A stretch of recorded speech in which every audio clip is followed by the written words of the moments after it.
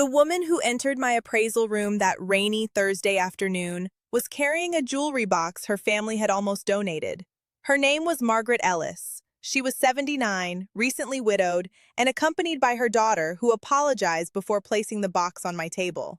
"We know it is mostly costume jewelry," she said.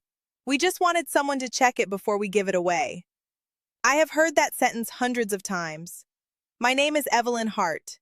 Before retiring, I spent more than 40 years as an estate jeweler and auction house appraiser. I have examined inherited collections from grand houses, small apartments, farm estates, hotel safes, sewing boxes, and bedroom drawers.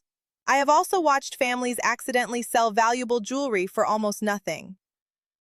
That is why I still keep a private appraisal room behind my home. It is a quiet place filled with velvet trays, magnifying glasses, old auction catalogs, handwritten valuation notes, and jewelry boxes whose owners never understood what they contained. Margaret's box was covered in faded green velvet. One hinge was broken. The lining smelled faintly of old perfume. Inside were plastic bracelets, artificial pearls, sparkling brooches, black mourning pieces, animal pins, and heavy tarnished silver. Nothing looked modern. Nothing looked expensive. Then I lifted one dark, unfashionable piece from the bottom, turned it over beneath my magnifying lamp, and found a tiny maker's mark hidden near the clasp. Margaret's daughter had planned to put that piece in the donation pile. It was potentially worth thousands. I did not tell them the full value immediately. First, I wanted to examine the entire box, because valuable jewelry rarely announces itself from the front. Sometimes the ugliest piece in a family drawer is the one collectors want most. Under the first velvet tray, I found 6 thick plastic bangles, a strand of red beads, and a carved fruit brooch. Margaret's daughter laughed. "My grandmother wore those," she said. "We assumed they were dime store plastic." That assumption costs people money.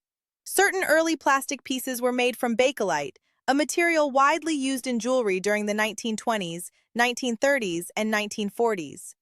Many owners dismiss it because it feels outdated, chunky, or inexpensive. But collectors care about color, rarity, carving, shape, and originality. Common butterscotch bangles may sell from around $40 to $150. Better carved or unusual pieces can bring several $100s. Rare colors such as cherry red, deep blue, or dark purple can command much more. Exceptional beads or deeply carved figurals can reach into the thousands. The fruit brooch in Margaret's box was especially interesting. Bakelite brooches carved into cherries, vegetables, fish, birds, and novelty shapes are often more valuable than plain bracelets. One carved red fruit brooch with surviving painted details has sold for several $1,000s at auction. At home, a preliminary test is to rub a small area firmly with your thumb until it warms, then smell it. Bakelite may release a faint chemical odor, but the test is not perfect. Never scrape the piece, burn it, drill it, or use harsh chemicals. Color may matter more than perfect condition. A rare purple bangle with a small, stable crack may still be more desirable than a flawless common color bracelet. The most common mistake is aggressive polishing. Owners sometimes remove the aged surface or damage painted details before anyone identifies the piece. I placed Margaret's red beads and fruit brooch on a separate tray. The next compartment held several old rhinestone brooches. From the front, they looked ordinary. One was shaped like a flower. Another resembled a fish with a clear, rounded body. I turned the fish over and found a crown stamped above the letter T. Crown Trifari. A small maker's mark can completely change how a piece is viewed. Many Trifari brooches are affordable and sell for $30 to $150. Better designs may bring several $100s. Rare crown Trifari pieces, poured glass jewelry, and important figurals can reach 4 figures. The clear-bodied animal was a style collectors often called jelly belly. These pieces use transparent lucite bodies combined with rhinestone or pave-set metal details. An inexperienced owner sees plastic. A collector sees a recognized design, a respected maker, and a piece of 20th century fashion history. A desirable jelly belly fish or animal may sell for $500 to more than $2,000, depending on rarity and condition. Always turn brooches over. Look near the pin, clasp, edge, or central structure. Examine the exact spelling of the mark, whether a crown is present, and whether the lucite body is cracked or cloudy. Do not replace the clasp before research. Do not polish the reverse until the signature fades. The signature is often more important than the sparkle. Beside the Trifari pieces was a large rhinestone clip that Margaret's daughter described as too gaudy to wear. It was signed Eisenberg Original. Eisenberg jewelry can look theatrical, bright, and excessive. That is exactly why it is frequently overlooked. But Eisenberg used excellent crystals and strong construction. Under good light, quality stones throw light differently from cheap rhinestones. Signed Eisenberg brooches and clips may sell from around $100 to $500. Rare early designs, unusual novelty pieces, and dramatic clips can rise above $1,000. One scarce novelty clip has sold for more than $1,500 despite visible enamel damage. That story matters because damage does not always make a rare design worthless. Missing stones and chipped enamel reduce value, but rarity, maker, and design can still attract collectors. Look carefully at the mark. Pieces stamped Eisenberg Original can be earlier than those using later ice branding. Do not assume a missing word means the piece is less important. Sometimes the opposite is true. Never glue loose stones yourself. Keep them in a labeled envelope and let a specialist decide whether restoration is appropriate. Under the Eisenberg clip was a tangled necklace made from faux pearls, glass beads, and small metal flowers. Margaret's family thought it was homemade because the back was covered in visible wire. The wiring was exactly what interested me. Miriam Haskell jewelry often contains inexpensive-looking materials. The value is not in gold or natural gemstones. It is in the hand wiring, beadwork, design, and craftsmanship. Turn a Haskell necklace over and study the back. Every bead may be wired individually. The construction can resemble delicate metal lace. Look near the clasp for a small oval hang tag, but remember that some important Haskell pieces may not carry an obvious signature. A modest signed piece might sell for $100 to $300. Better necklaces often bring $300 to $800. Rare or elaborate examples can exceed $1,000. Years ago, a family nearly removed a loose oval tag from one of these necklaces because they thought it was an old shop label. That tag was the strongest evidence of the maker. Never remove tags. Never rewire a loose section before documenting the original construction. Never restring the beads simply to make the necklace easier to wear. A modern repair may destroy the evidence collectors need. Margaret's necklace had one matching earring in the main tray. The second was inside a small cloth pouch. Keeping those pieces together mattered. A complete set is often more desirable than separate items. Matching earrings, bracelets, brooches, and original boxes can also help confirm the design and period. The next object appeared broken. It was a large brooch made from two mirrored sections. When Margaret's daughter picked it up, the halves moved apart. She had already placed it in the donation pile. But it was a Coro Duette, designed to separate into two dress clips. The family thought it was broken. The mechanism proved the opposite. A complete duet has two clips and a central brooch frame. Owners often lose one clip or discard the frame because they do not understand its purpose. Common examples may sell for $75 to $200. Better figural designs can bring several $100s. Rare complete designs, including desirable Carmen Miranda-themed pieces, may exceed $1,000. Coro also produced a higher-end line called Vendôme. Read every mark carefully before deciding which line you have. Never force a stiff clip. Never throw away an unfamiliar metal frame found near the jewelry.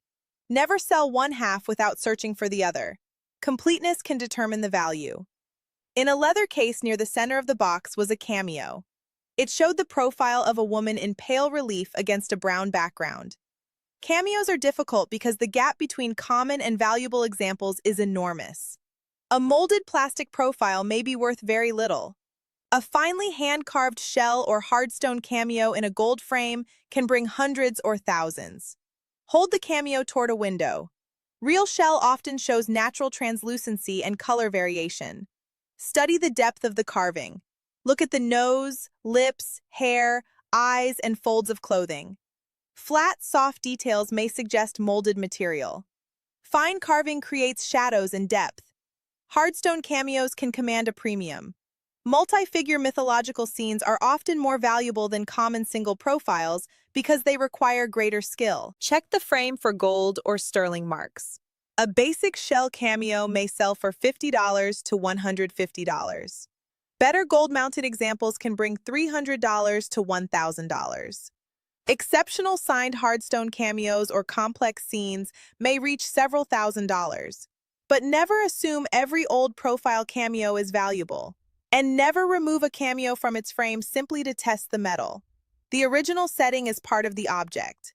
Beneath the cameo case were several black brooches and a bracelet woven from human hair. Margaret looked uncomfortable when I lifted it. Victorian mourning jewelry often produces that reaction. These pieces may contain Whitby jet, black glass, woven hair, miniature portraits, gold frames, or memorial inscriptions. They were created as objects of remembrance and should be treated respectfully. Mourning jewelry became especially fashionable after Queen Victoria entered prolonged mourning following the death of Prince Albert. Genuine Whitby jet is usually light and can feel warm in the hand. Black glass imitations are often colder and heavier. This is only a clue, not a final test. A black glass brooch may sell for under $100. Genuine carved jet can bring several $100s. A woven hair brooch in gold with a miniature portrait may sell for $500 to more than $1,000. Provenance can affect the value significantly. A photograph showing the original owner wearing the piece, a dated letter, an inscription, or an old receipt can turn an anonymous object into a documented family artifact. Do not separate papers from jewelry during an estate clearance. Do not polish gold frames until inscriptions have been photographed. Margaret recognized the surname engraved on the bracelet as belonging to her grandmother's family. At that moment, its emotional value became more important than its auction estimate. The next tray contained a brilliant brooch with matching earrings. Blue, green, violet, and gold flashed across the stones. Margaret's daughter called it holiday jewelry. The set was signed Weiss. Weiss jewelry is often mistaken for cheap mid-century costume sparkle, but collectors admire the brand's Austrian crystals, aurora borealis stones, and strong designs. A small signed brooch may sell for $50 to $150. Better pieces and matching sets often bring $200 to $600. Exceptional complete sets can exceed $1,000. Check every stone. Missing stones, darkened foil, corrosion, and mismatched replacements reduce value. Keep matching earrings with the brooch. Do not soak rhinestone jewelry. Moisture can damage old foil backing and adhesive. A complete set is almost always more attractive than a separated group. Under the Weiss set were several whimsical animal pins: a turtle, a bird, and a lion with a textured gold-tone mane. Playful jewelry is often dismissed as childish, but the lion was signed Hattie Carnegie.